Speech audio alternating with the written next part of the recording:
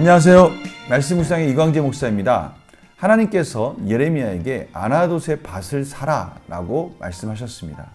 참으로 당시에는 너무나 큰 하나님의 명령입니다. 왜냐면요, 주변에서는 어느 누구도 이것을 사는 것이 옳다라고 생각하는 사람은 아무도 없기 때문입니다. 지금 갈대아인 이 바벨론에게 포위가 되어 있고요, 이제는 바벨론에서 완전히 멸망하게 될 그 땅을 살 이유가 전혀 없기 때문이죠.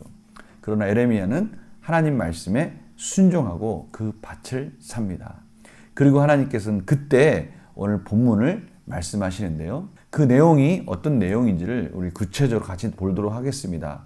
하나님께서 이 이후에 이루실 내용들, 또 왜 이런 일이 일어나는지에 대해서 조목조목 설명하고 계십니다. 제가 기도하고 시작하겠습니다. 하나님 아버지, 오늘 또 다시 한번 저희들에게 또 귀한 말씀을 허락해 주셨습니다.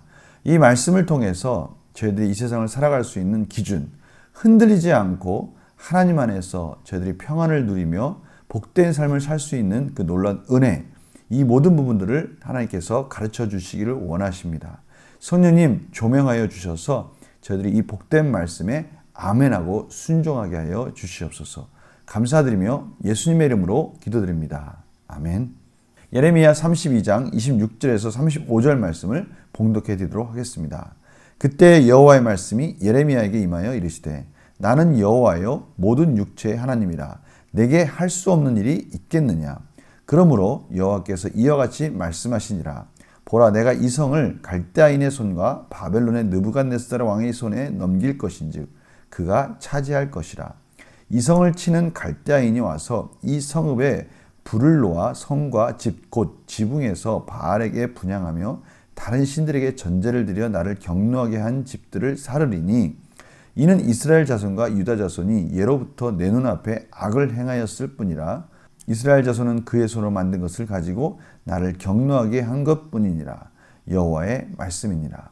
이 성이 건설된 날부터 오늘까지 나의 노여움과 분을 일으키므로 내가 내 앞에서 그것을 옮기려 하노니, 이는 이스라엘 자손과 유다 자손이 모든 악을 행하여 내 노여움을 일으켰습니다.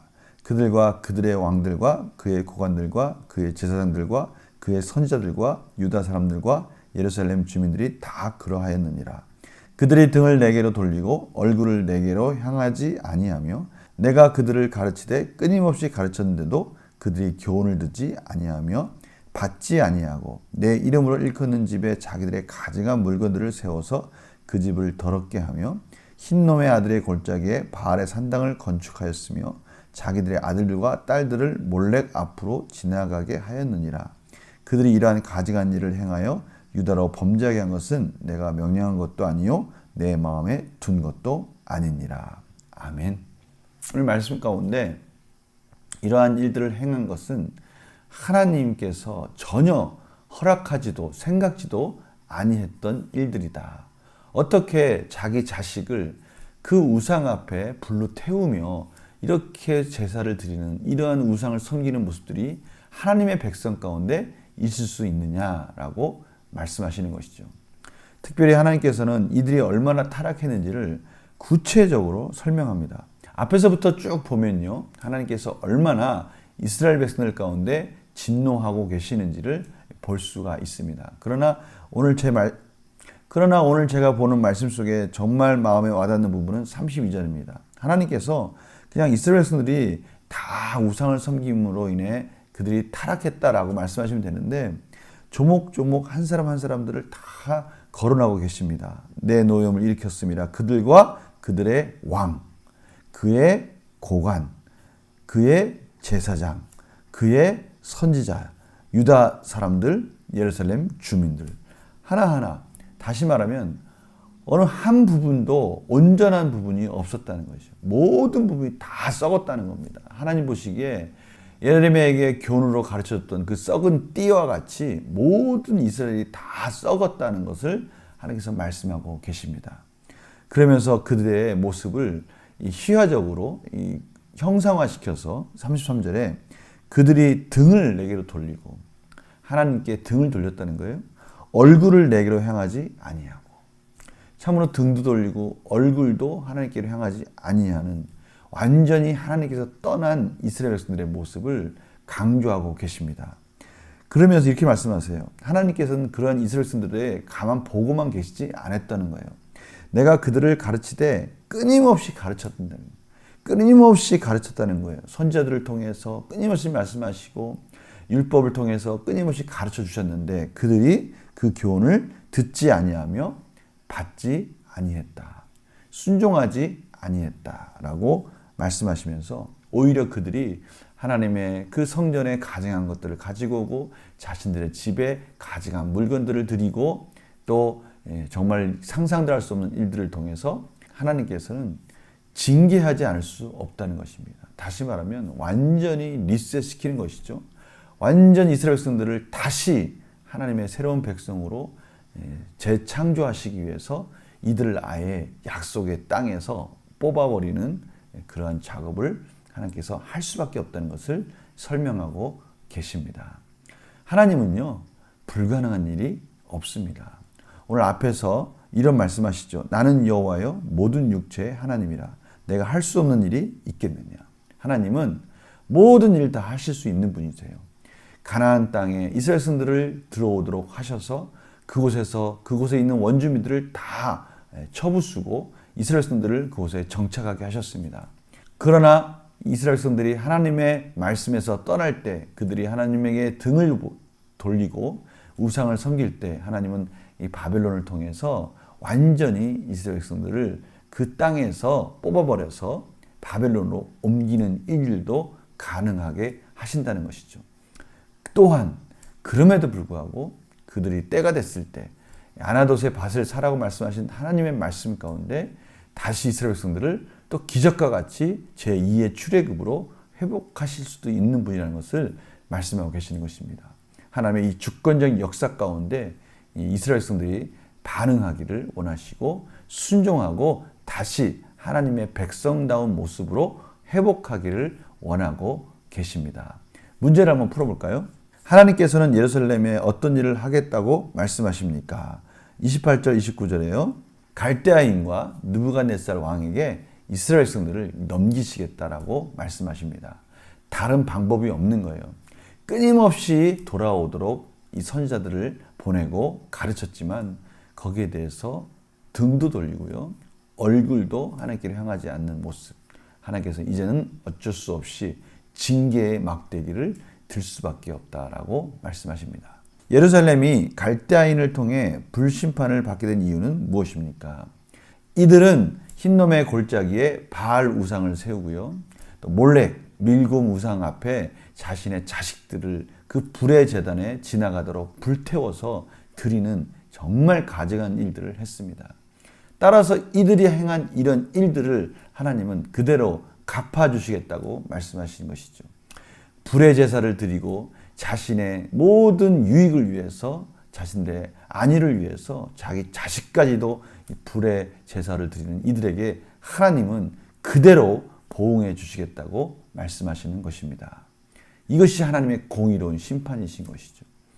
연구와 묵상 질문 보겠습니다. 유다 백성은 왜 지붕에서 바알과 일월 성신에게 분향하고 자녀들까지 바칩니까? 오직 이유는 하나입니다. 자기 자신의 안위와 기복적인 신앙 때문에 그런 것입니다. 어찌하든 간에 어떤 우상에 절을 하든 간에 자신에게 복이 된다면 모든 가증한 일들을 서슴지 않고 다 행한 것입니다. 이것이 분별 없는 이 세대의 모습과 너무나 똑같지 않습니까? 자신에게 유익이 된다면 이것이 독인지 뭔지 분간도 못하고요. 그저 그것들을 다 섬기고 따라가는 모습. 이것들이 바로 분별 없이 무절제함으로 자기의 정욕에 붙들린 이스라엘 백성들의 그 모습을 하나님께서는 지금 지적하고 계시는 것입니다. 왜 이런 부분을 지적하신 거고 왜 이런 부분을 지금 저희들에게 말씀하고 계시는 걸까요? 이 시대를 볼 수 있는 눈을 뜨라는 것이죠. 느낀 점 볼까요? 자신의 안위를 위해 더 많은 우상을 섬기려고 하는 백성을 보면 무엇을 느낍니까? 이 시대만의 문제가 아니라 지금 우리가 살고 있는 우리의 이 현 시대에도 동일하게 일어나고 있는 일들입니다. 제가 우리 청년들에게 페이스북과 인스타그램에서 월스트리트 저널에서 말한 그 지적한 부분들에 대해서 이야기를 나눴습니다. 3억의 인구들이 가입되어 있는 이 페이스북과 월스트리트저널에서 하고 있는 그런 행태들을 보면요, 정말 이스라엘 백성들이 하고 있는 것과 별다름이 없습니다. 자신들의 안위만 된다면 다른 사람들이 해가 되고, 또 다른 사람들이 그것으로 인해서 막대한 피해를 입고 있고, 특히 젊은이들이 그것에 붙들려 가지고 정신적인 혼란과 많은 피해를 보고 있는 것을 알고 있음에도 불구하고, 이 당시에 이스라엘 백성들이 그 불의제단에 자식을 드렸듯이 많은 젊은이들을 기꺼이 희생양으로 삼고 있다는 것이죠. 이것은 또 저희 자신들을 보게 만듭니다.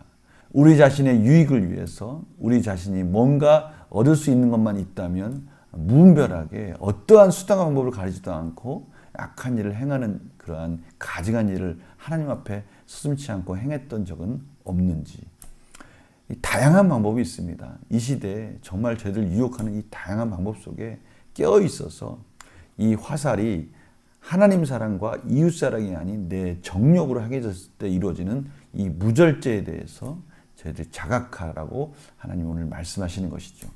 그래서 결단과 적용을 저희들이 이렇게 적용할 수 있을 것 같습니다. 내가 하나님보다 더 의존하는 것이 있다면 무엇입니까? 바로 이 부분입니다. 하나님 사랑과 이웃 사랑, 하나님 말씀을 따라가는 삶이 아니라 그것을 벗어나서 내 자신의 정욕, 내 자신의 유익으로 그것이 맞춰지는 순간에 그것은 변질되어지고요. 그것은 끊임없는 욕망과 그 욕망이 결국은 달리는 전차로서 더 이상 브레이크가 없는, 멈출 수 없는 그런 우리의 무절제로 향하게 되면요, 걷잡을 수 없는 그런 상황으로 치닫게 되는 것을 저희들이 보게 되는 것입니다. 이것은 하나님께서 저희들이 가르쳐 주신 지혜입니다. 하나님 사랑과 이웃 사랑이 아닌 다른 그릇된 사랑으로 달려갔을 때, 그때는 이미 정말 타락이 시작된다는 것을 경고하고 있는 것입니다. 그래서요, 우상을 버리고 하나님만 섬기기 위해 오늘 내가 결단해야 할 일은 무엇입니까? 다시 한번 하나님의 말씀으로 가야 됩니다. 참 신기한 게 있죠. 제가 예전에도 말씀 전할 때도 이 부분에 대해서 나눴지만, 하나님의 말씀은요, 많이 나누면 많이 듣고 많이 통독을 하고 많이 묵상한다고 해서 그러한 과정들이 저희들에게 어떠한 불이익이나 해함을 가지고 오지 않는다는 것이죠. 오히려 많이 듣고 많이 하나님의 말씀을 연구하면 연구하고 묵상하면 묵상할수록 우리에게는 생명력이 있는 창조적인 역동적인 삶으로, 성숙된 삶으로 나아가도록 인도합니다. 그러나 하나님의 말씀과 하나님을 사랑하고 이웃을 사랑하는 것 외에 다른 것으로 우리의 욕망이 발동하게 되면 거기에는 우리를 죽이는, 하나님의 생명력을 뺏어가는 일들밖에 없다는 것이죠.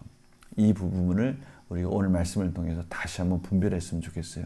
이스라엘 백성들이 하나님께 등을 돌리고 그 얼굴을 하나님께 향하지 않는 순간 이들은 돌이킬 수 없는 무절제에 자기 자신의 욕망을 쫓아가며 자기들이 지금 무슨 짓을 하고 있는지도 깨닫지 못하는 그런 상황으로 치달은 것을 볼 수 있습니다.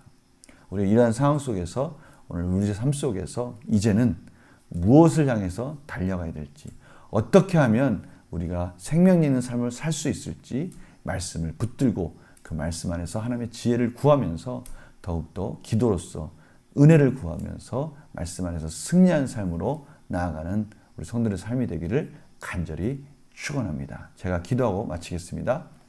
하나님 감사합니다. 저희들에게 복된 인생, 이제 남은 인생 속에 어떻게 살라고 오늘 또 하나님께서 말씀해 주셨습니다.